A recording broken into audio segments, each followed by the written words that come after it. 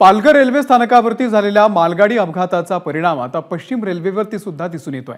पहाटेपासून डहाणू ते विरार लोकल सेवा ठप्प आहे आणि त्यामुळे या भागातून मुंबईकडे कामासाठी येणाऱ्यांचे कमालीचे हाल होत आहेत। गाड्या बंद असल्यामुळे प्लॅटफॉर्मवरती कामावरती जाणाऱ्यांची मोठी गर्दी वाढू लागलेली आहे।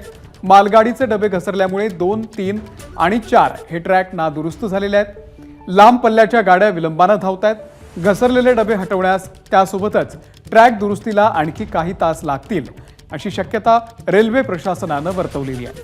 बोईसर, पालघर या स्थानकांपासून विरारसाठी बस सेवा सोडली जाते। त्यासोबतच लांब पल्ल्याच्या गाड्यांमधून विरारपर्यंत प्रवासाची मुभा सुद्धा देण्यात आलेली आहे।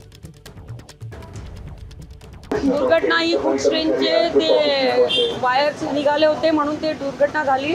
प्रवाशांचे खूप हाल झाले। आज सीईटी एनईटीची एक्झाम आहे, पोरांच्या फ्युचरचा प्रश्न आहे आणि त्याच्यासाठी भरपूर रिक्वेस्ट करत आहेत तर तुम्ही ट्रेन सोडा, पण काही होत नाही आहे। रेल्वे प्रशासनाकडून एकच उत्तर दिलं आहे, मला का तुम्हाला जायचं आहे का, मग तुम्ही कशाला लोकांची काळजी करताय, हे उत्तर देण्यात आलेलं आहे। एबीपी माझा, उघडा डोळे बघा नीट।